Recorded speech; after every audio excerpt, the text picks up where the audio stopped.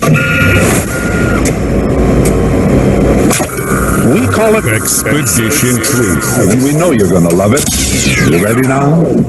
Somewhere, among the many competing voices in the world, truth is just waiting to be discovered. So sit back, open your mind to a world beyond your imagination. A world where truth never fears questions.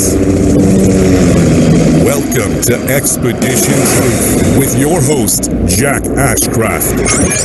That's right. Truth never fears questions, unlike our government, which is scared to death of questions. Hope you had a good week. Welcome to the program. I think you're going to like the discussion tonight.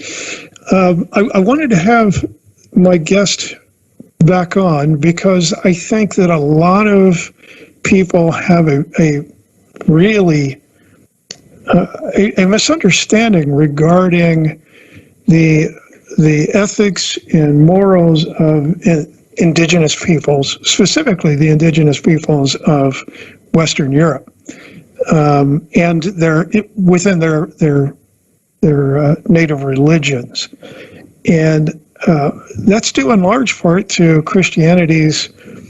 To be quite honest, there's some propaganda out there that missionaries put forth over many, many years that these people lacked morals and ethics and values, etc. And I think a careful study of history demonstrates that that's not so. And I think it's a bit of an unfair approach to any sort of dialogue that Christians would have with people who adhere to those indigenous religions.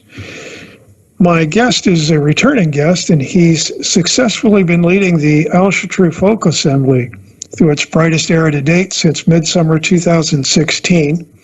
He's opened 2 offs under his leadership, one in North Carolina and one in Minnesota, along with one in California. Those temples stand as the first of their kind dedicated to the Asir in North America. With him at the helm, the AFA has boasted not only drastic increase in membership numbers, but also the number and quality of national events throughout the United States and Europe, giving folkish Alsherjar opportunities to gather in worship of their gods and fellowship with communities where there had been none before. You might recognize him from the last program we did on Alsherjaragothi. My guest tonight is Matthew Flavel. Matthew, welcome to the program. Hey, it's good to be here. Thank you so much for having me back on the show. And thank you for coming back. I enjoyed our last discussion, and I think it was very informative. And so I wanted to do this one. You heard my opening spiel there. I think there is some unfair critique running around out there. Most of it based on antiquated information that is not likely very accurate. And so I wanted to have you on to talk about the ethics of your faith. Would you agree with me that there are some misunderstandings out there, even to this day? Absolutely, and I think you were spot on that a lot of that had to do with early Christian missionary work. What I thought was kind of interesting to note, you used the term antiquated, but in the times of antiquity, Tacitus, a Roman writer, wrote about Germanic pagans of the time to point out the fact that they had, noteworthy ethics, and that, at the time their ethics were often superior to that in the empire. Mm-hmm. So that would mean that much of what we hear about them is just outright wrong. I would say so, and I think that's probably what any group of people does when they take over an area. You mentioned the propaganda, and I think everybody's guilty of that to one degree or another. True. Yeah, the victor writes history, and in this case, Christianity was the victor, and history was written from that perspective. And sometimes was exaggerated, and this is one of those times when it was clearly exaggerated. Now, what I did, Matthew, is I went to your website, runestone.org, for listeners who are interested. And I noticed you have a statement of ethics there. And what I'd like you to do is go through each of these statements and just explain to me how they look in practical terms. All right. And so the first one is the Acer and Veneer principle. Okay. Well, basically, we worship our gods and goddesses under their Germanic names, the two tribes, the Aesir and the Vanir. That principle's number one because our worship of our gods is at the very forefront of what we do and how we define our ethics and how we define our practice, because our gods are watching and we want them at all times to be proud of us and proud of the work we do. Mm-hmm. One of the words used in the explanation on the website is honor. What does honor mean to you? So honor's got kind of a dual meaning. It's developed in society to where, the kind of understood meaning is your personal code of dignity, of right and wrong, and, those things that you value personally. Mm-hmm. But originally the term meant the value that your community placed on you. You would receive an honor. Like when you get an award sometime today, they'll still use that term. You've received an honor. You've been honored by. Mm-hmm. So it's your personal value due to your character, to yourself, and to your community and those who know you. Mm-hmm. Now, there's a Western European principle. Honor used to extend to one's personal reputation, the reputation of their family, their loved ones. Would you say the same thing? You maintain that traditional understanding? Absolutely. And that idea of reputation is so important. We live in a time where so many people, suggest that you shouldn't care what other people think. And I think we should supremely care what other people think. Not that should rule what we do, but we should care what our friends think of us. We should care what our enemies think of us. Mm-hmm. We should, above all, care what our families and what our gods and ancestors think of us. Mm-hmm. Yeah, I think one of the illnesses of postmodern Western society is the fact that there is no real honor. It has been tossed aside. And so we live in a society where someone can cast the most egregious aspersions on your person, on your spouse, your children, your family, your heritage, and do so without any thought of responsibility for that. And we're just supposed to take it. You're very aware, back in, only 100 years ago or so, if you had done that, somebody would take you out to a duel, and you would have to defend what your mouth spoke. And so people were less likely to shoot their mouths off. Do you think that there's something to honor in modern society that needs to recapture at least the fervor that was once there?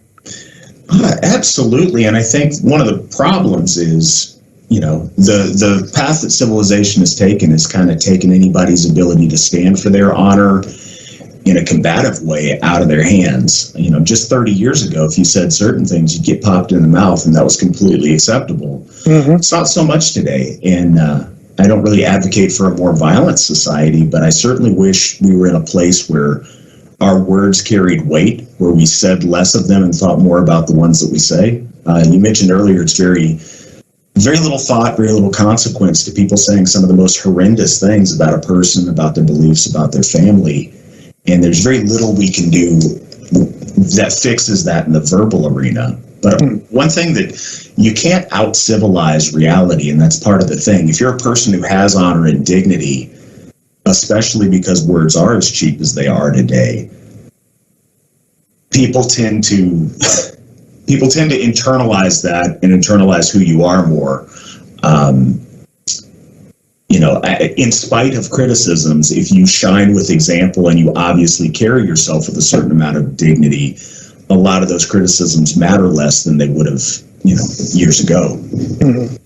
Yeah, I didn't mean to suggest that that you believe we should be Oh, yeah, of course. more violent society. My thinking is that at least in those days, there was a threat of violence if you shot your mouth off. And so you were more careful in your choice of words. And I think that made for a more civil society overall. Certainly it did. When you had boundaries that, there was a consequence to crossing, that mattered. And we see that in this day and age now when everyone's so removed on computer. On the computer, on the screen, you can type the most horrendous things to someone that you'd never say to their face. Mm-hmm. And it's not because you're scared they beat you up. That may factor in. But you have to look at someone in the eye and see the effect your words have on them. And most people don't want to do that, but they're very bold when they're across a computer screen or, talking over the internet. Yeah, social media is a poison, that's for sure. Let's jump to point 2 there, the folk community principle. Yeah, so basically, individuality is really important. It's great to have really strong individuals, but it's supremely important, and always was to our ancestors, to be a functional part of your community. Life lived in a context, in a community of people like yourself, is at the very heart of what we believe the value in existence is, your relationship to other people. So much of our faith is based on our relationship with our gods in that community, but to our ancestors, that was very holistic to your tribe, to your family, to the people that you had to work with or you had to go to battle with. Having that sense of community, it's often called the kin fence in Alsherjaragothi, is essential to how we practice and how we define ourselves as the role we play in that community. Mm-hmm. Now, you mentioned in this point that you must work to make justice and law rule. What do those 2 words mean within the context of Alsherjaragothi? Well, one of our noble virtues is truth, and the idea of dealing with things fairly. I think especially when you talk about the ideas of justice and law, if you're in a position to have power to enforce things, it's even more incumbent upon you to do so judiciously and fairly. Our people have always been a people of order. I think there's a Hollywood image of these anarchist Vikings, and that's not what European paganism was ever about. It was about making order from chaos. So doing what we can in a reasonable way within our power to ensure that people are treated fairly, people are held to fair standards, that laws and rules are respected, and people abide by those and aren't lawless. Now, you also mentioned in this point that it's incumbent upon you to work for a better tomorrow, a brighter future for your children. Given how really disordered modern society is, how does that work out in practical terms for members of your faith? Well, there's kind of 2 different avenues on that. Also within this community principle is the idea of being good neighbors and being helpful, worthwhile members that are doing something to make your community better. We've tried very hard at all 3 of our Hofs so far to be involved in food distribution and other charity in the communities that we're in, because it's very hard to access these big, you mentioned all the macro problems out there of the disordered society, but if we're giving out some food, we make somebody's day a little bit better. We make somebody's family a little bit better. We can start there and work from it.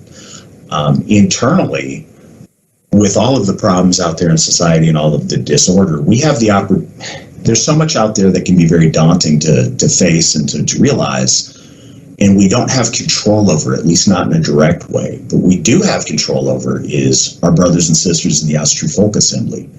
And by pooling our resources and focusing on the things that we can do and not all the things that we can't, we're able to accomplish a lot of things. In 2020, when everyone was hunkered down and a lot of people didn't get to go and practice their faith because of the reaction to the COVID thing, we had our best year ever. We acquired 2 new temples to our gods. We had our largest gathering ever.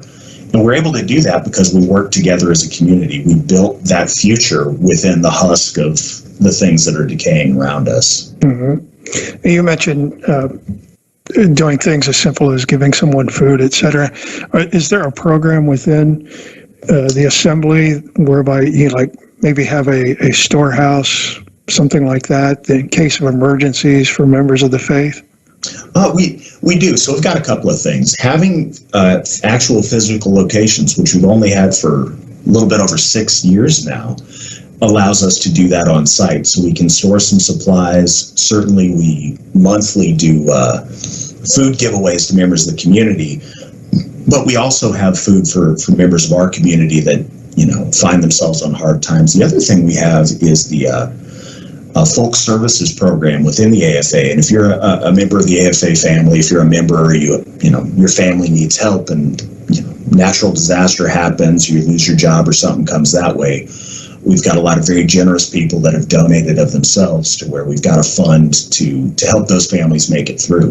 And we can't necessarily buy them a new house or whatever, but we can put them up for a few nights. We can make sure their kids have a meal. We can do what we can to take care of them. Right. Meet the immediate needs. Yeah.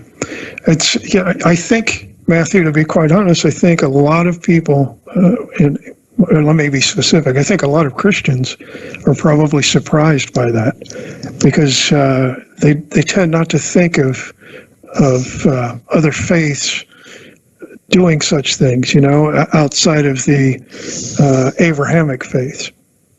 Well, I think that's probably true, and I'm glad you've given me an opportunity today to shed some light on it. I think, whenever people don't know, nature abhors a vacuum, and if you don't know something, you can't help but make assumptions. Mm-hmm. So I'm glad for that. One of the really important things about Alsherjaragothi as opposed to some other faiths is it's very much based around doing and accomplishing.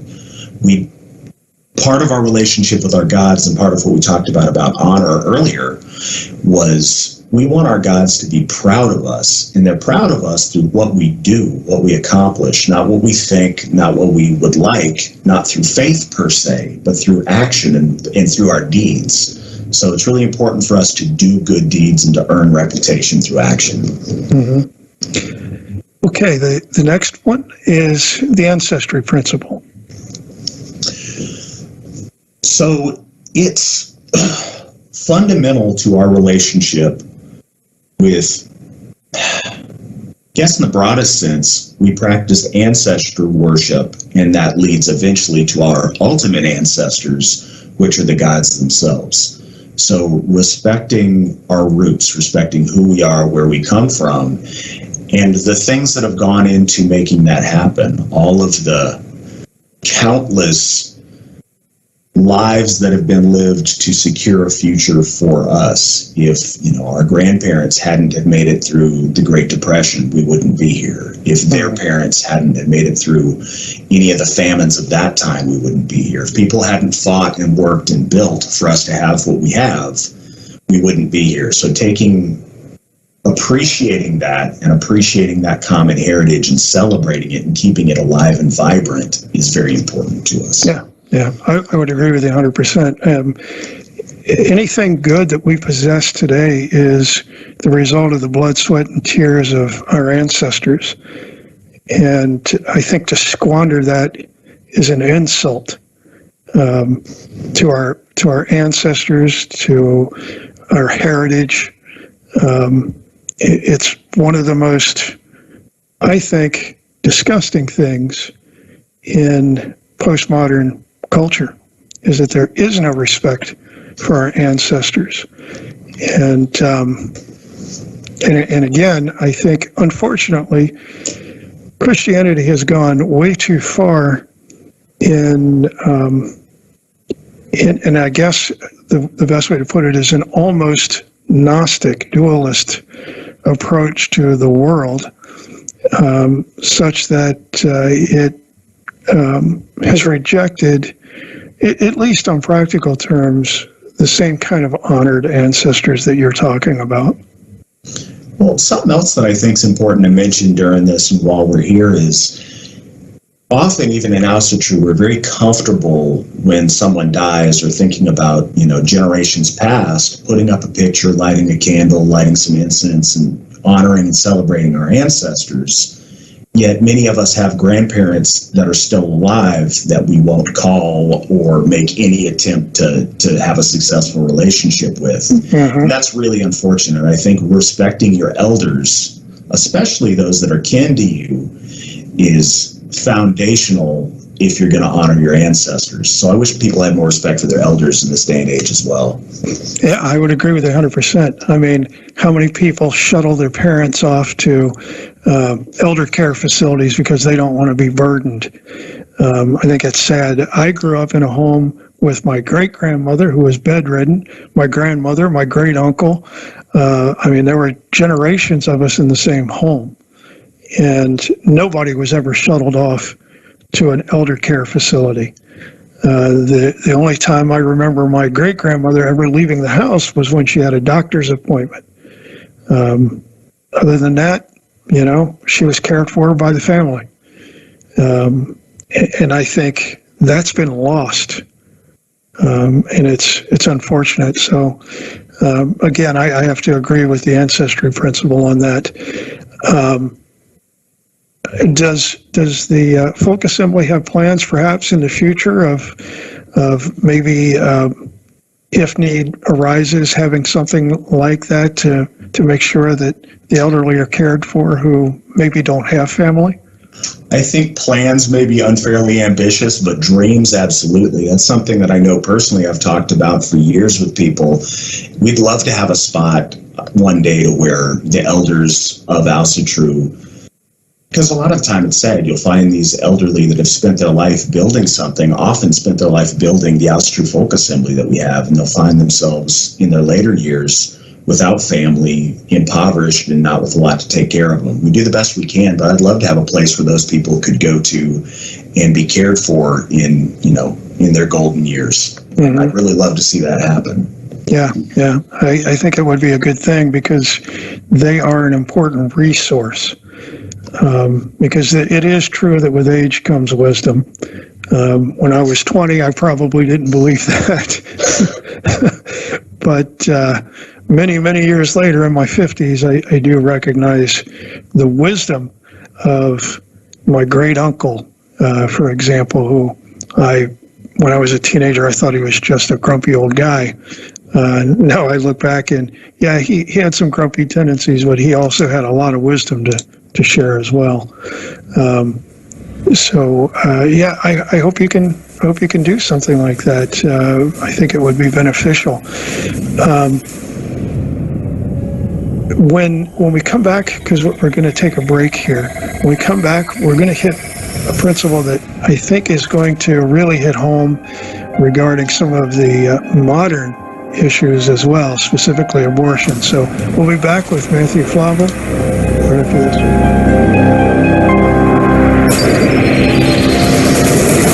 You're listening to Expedition Truth with Jack Ashcraft. It's just good, clean fun. Intelligent talk for the discerning mind. Share your thoughts of the show by calling 702-425-9230. That's 702-425-9230. Find us worldwide on Skype at KCOR Radio or jump into our live chat room at www.kcorradio.com. Now the world will begin hearing us. More truth than humanly possible after these brief words from our sponsors.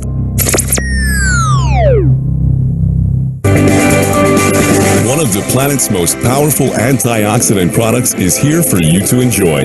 Chaga mushroom tea. This tea has been used as a potent natural health solution for thousands of years. In fact, the Chinese call it king of the herbs. The health value alone is worth a look as Chaga mushroom tea packs a punch with pure vitality and smooth energy. It's 100% wild crafted, safe, and effective. Get it now at arcticchaga.com. That's ARCTICCHAGA.com or call 916-969-2678. That's 916-969-2678. Chaga Mushroom Tea. Chaga Mushroom Tea. Order your supply today.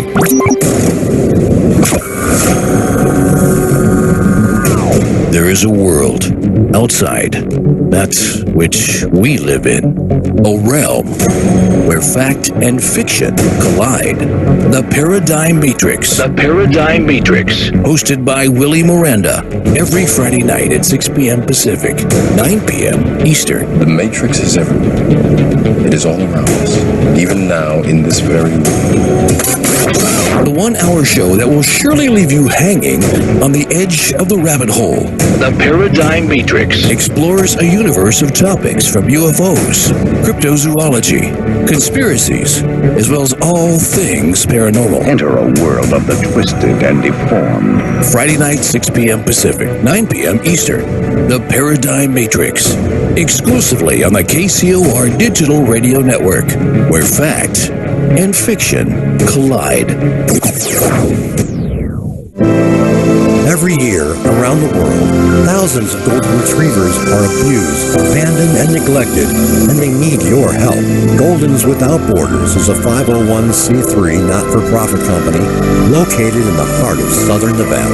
They focus on golden retrievers in countries where neglect and mistreatment is of the worst imaginable. Even the smallest donations go a long way to saving a life and helping put these beautiful dogs into loving, forever homes. Come be a part of a network of people working hard to make the world a safer and more humane place for all living creatures. To make a donation, or if you're interested in adopting or fostering, please visit goldenswithoutborders.org. Goldens Without Borders, help make a difference today. You love them enough to do anything for them. Mom, I need to be wiped.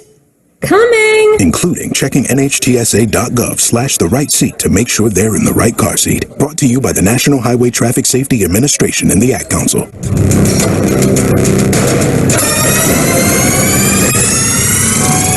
Welcome back to Expedition Truth. Expedition Truth. This place is incredible. Intelligent talk for the discerning mind. To be on the show live, call 702-425-9230. That's 702-425-9230. What are you waiting for? Worldwide callers, use Skype name KCOR Radio. Share your thoughts of the show on Twitter at KCOR Radio using hashtag KCOR. Even better, join like-minded individuals in our live chat room at KCORradio.com. Now, back to Expedition Truth with Jack Ashcraft, where the truth never fears questions. Welcome back. If you just joined us, we are talking with Matthew Flavel. He is the leader of the Alsherjaragothi Folk Assembly. Before we get back into the conversation, I want to remind everybody that this program is listener supported. So if you like this sort of discussion and would like to see it continue, then please consider becoming a patron of the program. You can give a one-time donation at the KCRradio.com website. At the bottom of the main page, there's a link there for donations. Just mark it for Expedition Truth. Or you can go to expeditiontruth.net, and you'll find a link there to our Patreon, and you can start for $1 a month and go up from there. I think the highest is, I don't know, $20 or $50, something like that. Whatever you want to pledge monthly. Monthly patrons receive a free copy, PDF copy of my book, on the lost years of Jesus, his identity, things like that. It's called The Messianic Secret. And also have access to our private newsletter there on Patreon. So let's get back into the discussion here. Matthew, the next point, I think, is one of the most important, in my mind anyway, and that is the family principle. So there's a lot packed into this one, or certainly the implications of it reach into a lot of different aspects of things. Mm-hmm. Now this one, if you read the website, we make a point of specifying the white family, and we've taken some heat for that. And it wasn't to be provocative, it was to address some clarity. I think that we've seen a forced I think we've noticed a lot in advertisement, I'd say last year to 2 years, but we've seen it for a lot longer than that, that you can't have a healthy white family displayed on a commercial anymore. It's always an interracial family or a homosexual relationship. And it's not by happenstance, it's being pushed on us. So we really want to take a stand against that being forced on us and that future being forced on our children. And this goes through a lot of things. Those that haven't read it, it talks about how the family principle, we want to have kids and grandkids that grow up and, you know, are recognizable to us and that make more of us in the future so that we can be their ancestors. All these principles kind of go together, but this one very specifically, we want to foster healthy families. And we've watched in our society that really change. We've watched a lot of people through whatever propaganda choose not to have families until later in life, and by the time they decide to do that, it's too late for a lot of folks. So we have a lot less children. You mentioned earlier before the break, there was a time where abortion was universally a bad thing, and you had a camp of people that said never, and you had a camp of people that said under some really bad circumstances, it's the lesser of two evils. Now we have people openly, when New York passed their abortion law last year, we had people openly in the streets celebrating infanticide. And that shocked me to my core. I knew things were bad, but that was very shocking to me. Well, I tell you, Matthew, what shocked me is I read an article by an abortion advocate who was literally advocating they called it abortion, but it's the murder of children up to the age of 7.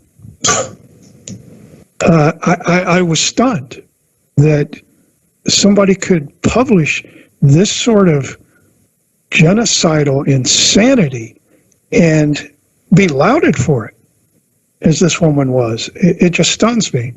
And what you say about the progressive attack on the white community, I think it's true. I don't think, you don't have to be a part of the alt-right or, they love to toss out the word Nazi.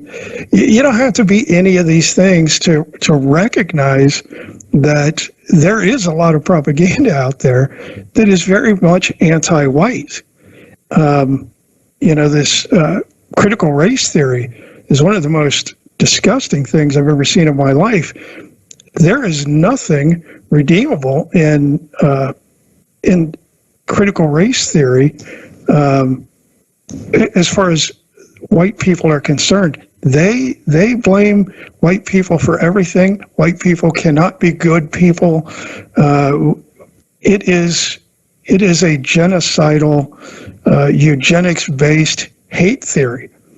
And somebody like you who steps up and says, well, we don't hate you, but we don't hate ourselves either. For some reason, you're suddenly shouted down as, oh, look, it's a neo-Nazi. And I think it's just sickening. Well, it is sickening. And one of the results of it, all of the things on the face of it that are obviously bad, but the suicide rates have increased dramatically amongst our young people. And imagine you're a young white boy or girl in school, and you're being taught from the earliest ages in public school that everything bad in this world is your fault. And you have to take special classes on self-loathing to get out of school that are required. I can't even imagine what that does. We've understood as a society for decades now that children's self-esteem is so important when they start life and with their outlook on life. We used to tell our kids they could be anything they wanted to be when they grew up. And now we say that unless you're white. And that's a horrible thing to start kids with. Absolutely. Absolutely. I know of 2 cases right now where 2 boys, one was in middle school, one high school, because of critical race theory being taught in his classroom. Both of those boys committed suicide. They it was directly linked to what they were being told. They could not handle the guilt. They had been pushed into self-hatred. And any Christian who would defend that is out of their minds as well. Self-hatred, in my opinion, in Christian theology would be a sin. I don't know what word you would use for it in Alsherjaragothi, but I'm sure it's just as grave. So I don't have any problem at all with the family principle, and I can't see how any thinking person would. There's nothing negative in it. There's nothing there that says, oh, and by the way, we hate fill in the blank with whatever ethnic group you want. It's not there. And I think it's unfair to claim that that is the position of Alsherjaragothi Folk Assembly, just so I can get that out there. Well, thank you for that first. And I think you hit on something really important. I don't think any thinking person does think it's bad. I think people don't think, people react. Mm-hmm. And when you've taught them these trigger words that you should react to, there's a knee-jerk response. And I think a lot of people react, and anybody who actually read it slowly to themselves would have a hard time finding a problem with it. Mm-hmm. And the next principle is the organization principle. Before you answer, you go into that, we have a question from the chat room from, it looks like George Joseph. Where would you like to see the AFA a year from now, Matt? Considering we've come so far in such an expedited time, I'm curious what your ambitions are. Within the next year, I would like to see us have our fourth HOF. We're actually working on that very hard right now, and I think that's a very doable thing in the next year. I want to see us beef up our membership in certain places. Certainly internationally, things with COVID have made it harder for our people to get together in other countries. We think we have it bad here in the United States, but our members in South Africa and in Australia and New Zealand have had it much harder as far as being able to organize and get together. So I'd like to really shore up our international AFA kindreds and communities. I'd like to do more shows like this. I've been getting a number of interview requests lately, and I'd like to get it out there. These are excellent opportunities to put a face on who we are, what we do, and what we actually believe in. Mm-hmm. So I'd like to see that. Like I said, I'd like to see that next HOF come in. And we're also working on an AFA homeschool program. I'd like to see at least a couple of years of early childhood homeschooling locked down. Right now, we got a pretty good situation for kindergarten, but we're kind of working our way up through the grades, something that works in all states of the United States. It's hard to make it compliant. Other places don't even allow homeschool, some places. But we want to have that squared away. Yeah, I think those are the big ones we're working on right now. Mm-hmm. Yeah, homeschooling is, that's just, I think, considering where we are today culturally, I think that's a must. I don't even think that should be considered optional anymore. I think it's an absolute must, because otherwise your kids are being propagandized with self-hate, with leftist neo-Marxist propaganda. It's a disgusting state of affairs. It hurts to say that. My mom was a school teacher her entire life. She taught first grade mostly, occasionally a kindergarten class or a second grade, but mostly first grade. And she loved being a teacher. Mm-hmm. And now there's no scenario where I can imagine putting my daughter into a public school. And I don't want to shame anybody that's not an economic reality for, but I encourage anybody, no matter what your faith is, if there is a way to homeschool your children, they are precious. Please do that if you can. Absolutely. Get them out of public schools. Okay, that's this organization principle. Can you explain a little bit about that? Yeah, we get stuff done when we work together. It's very easy to get overcome with individualism and be hard-headed, and I don't need to listen to nobody.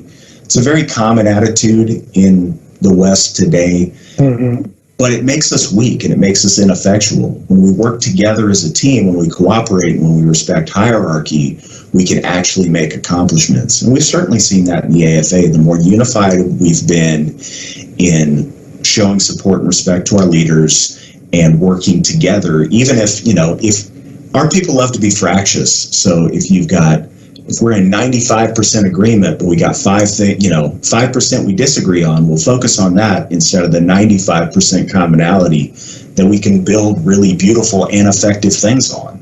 Mm-hmm. So working together to accomplish, I'd say, is the core of that principle. Yeah, I like that. I wrote an article on that a few years back. And in it, I actually explain why the rugged individualism has become a problem, and that without community, we're less effective.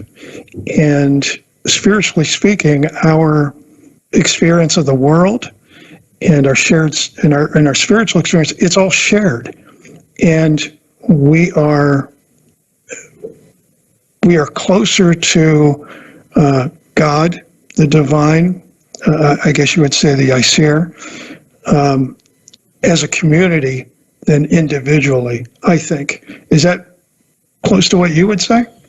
Absolutely. And I think we see this in the West in general, this individualism, but I'm not going to be so presumptuous to say that the gods don't listen when you approach them individually. Mm-hmm. But I can only imagine they would listen so much more when a group of 50 of us or 100 of us are standing together, united as a family, worshiping the gods. Mm. And I really believe that when we engage in worship as a community, it's so much more powerful. Something happens in a spiritual context, in a sacred place, when you're worth more than the sum of your parts. It's more than all of those individuals standing together. That togetherness amplifies that connection. It amplifies what you're doing. Mm-hmm. Yeah, I mean, if we believe that the family is of divine origin, and I do, then that extended family is also of divine origin, and it meets its created end when it gathers together as a community and works together as a community. That's just my thinking. Okay, the next point is the personal excellence principle. So kind of what we've been saying all along, but this makes it real specific. We want to achieve. We want to do more. We want to be more. Our community is only stronger and better when it's made up of better people. The better I am, the more capable, the stronger, faster, smarter, wiser, wealthier I am, the better I can help the guy next to me get there. The better we can help each other overcome if we're all doing our best to tomorrow be a little bit better than we are today. Mm-hmm. I was looking at this principle here, and you mentioned several pursuits: knowledge, wealth. There was one that really stuck out to me: the practice of skill. And that one stuck out to me because of this. The pursuit of knowledge. I'm certainly not going to say we shouldn't. I'm college educated myself, but our colleges are really, they are as well propaganda arms of the leftist agenda, and so we have to be careful with that. But the practice of skill, I've often thought it would be a good thing if we had like trade guilds, of the past, where people could learn this trade, whether it be metalwork, what have you, and they give a certain number of years to learning the trade, and then they can go on and do it on their own. Do you think there's something like that in the future for the assembly? Well, I'd love to see that. And one of our problems right now is proximity, just having enough people who share a common skill in a common location to make more of that feasible. Mm-hmm. But we already see our people working together. One thing that I've seen a lot lately, just kind of at random, is folks that weld. We have welders and metalworkers within the AFA that communicate together, that talk about training programs together, that pool their resources. And the more we have skilled people, the more we can, we're in a cancel culture to where if you practice wrongthink, employment can become more difficult. Well, when you have a marketable skill like this, you are way more employable. And when we pool our resources with those skills, or even the most rudimentary form of the kind of guild you're speaking of, that means that we can hire our own. We can hire people who, share our values to do those things. There's never a point where carpenters or plumbers or electricians are not wanted and not valuable. They're of supreme value in our society. Same with healthcare workers, for that matter. Nursing, you'll have a job anywhere you want to go if you've got the skill of nursing. Mm-hmm. Yeah, and I think if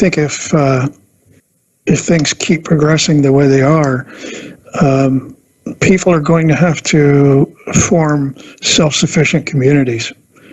I think we may be getting to that point now, and those kinds of skills are going to be of vast importance. So we've only got probably 6-7 minutes left in the show, and we've got 3 more points here I want to get through. Honor your oaths principle. That one seems pretty straightforward. Don't enter into an oath lightly. I mean, it should be pretty straightforward, but unfortunately today, people are not men of honor, so their oath usually means little. Well, it should be, I'll say this, make less commitments and hold to the commitments that you make dearly. Be a man of your word. And that's, it's self-explanatory other than that. Yeah. The warrior principle. So this one often is easy to misinterpret, and, this isn't a call to illegality or any kind of action that way. What it is, well, no, because I've had interviewers try to pin me on that. Really? Not at all. It's a call to use your resources to the best of your ability to stand up for yourself and stand up for the things you believe in, rather than to roll over and go with the tide of groupthink that goes on in the world today. To stand up, to use your voice, to use the legal system if you need to use your funds, to use your wits, to stand up and be willing to fight for yourself. We've been told to lay down and be completely passive, and I think the best way to get people to stop walking over you is stand up for yourself. When you stand up to bullies, very often that corrects that problem. So when it's within our power and within our skills to stand up and advocate for ourselves and our interests, we should do that unabashedly. Mm-hmm. Yeah, when I read The Warrior Principle, I'm a martial artist of almost 40 years. So I didn't think violence at all, because in my training of that almost 40 years in a Japanese martial art, warriorship never equaled violence, never equaled illegality. Yeah. It was equated with honor, respect, truthfulness, justice. And that's pretty much what you're saying. Absolutely. That's where I come from too on it. I'm a practitioner of jiu-jitsu myself. Got my brown belt. I'm excited. I just got a stripe taken off of that. So yeah, we come from a similar mindset on that. Mm-hmm. Congratulations, by the way. Thank you. I hold a 5th dan in a Kobudo system. So nice. Yeah, I've been at it a long time. All right, the last one, we've got about 5 minutes. The life is good principle. All right, so this sums it up really nicely, and it's a fundamental difference between Ancestry and a lot of Eastern faiths and a lot of, depending on your interpretation of Abrahamic faiths. The focus of Ancestry isn't the next world, and it isn't that this world is a world of suffering or a world of badness. This world's good. This world's beautiful. It's filled with amazing things and amazing opportunities. We want to make the best of our life in this world, getting the most out of it, doing the most with our facility, with what we have, building the most fame and reputation and the best future we can for our children. But we want to celebrate and enjoy the art of living a good life now. We want a good life in the future after this too, of course, but we're not living for that. We're living to do the best with the time we find ourselves in. Yeah, I think that's certainly a noble pursuit. I don't see anything wrong with that, though. You're right. Some of those in Abrahamic faith, Christianity, since I understand it most, there does tend to be a rejection of the good that is in this world, because and it's inadvertent, because they reject the negative that's in this world, and that's a shame. Matthew, is there anything else that you would like to tell our listeners that we haven't covered? We got about 3 minutes left. If this is something that's remotely interested to you, and you find yourself of this background, of European background, looking into the Alsherjaragothi Folk Assembly, looking into Ancestry in general, I'd really encourage you guys to do it. It's something that so many of our people describe as coming home, because it's not embracing a new way of looking at the world. It's re-embracing the way of looking at the world that's very natural to who you are and to where you come from.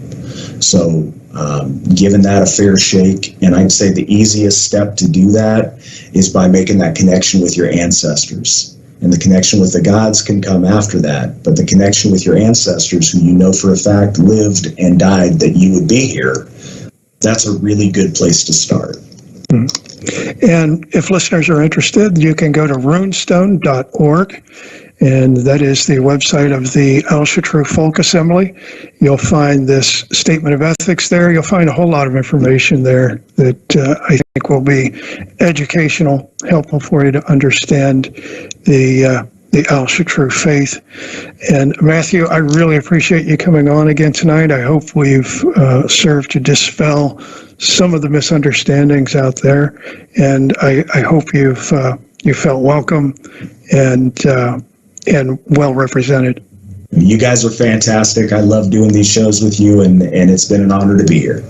Well, it's an honor to talk with you, and as I told you during the break, if you ever want to come on the show, there's something that you would like to address, something you would like to talk about that we haven't discussed or we didn't discuss deeply enough for your satisfaction, then let me know and I'll get you on that schedule. Sounds great. You guys have a good night. You too, Matthew. Thanks for being here. And for us here at Expedition Truth, that's it. God bless. Good night. You've been listening to Expedition Truth, hosted by Jack Ashcraft.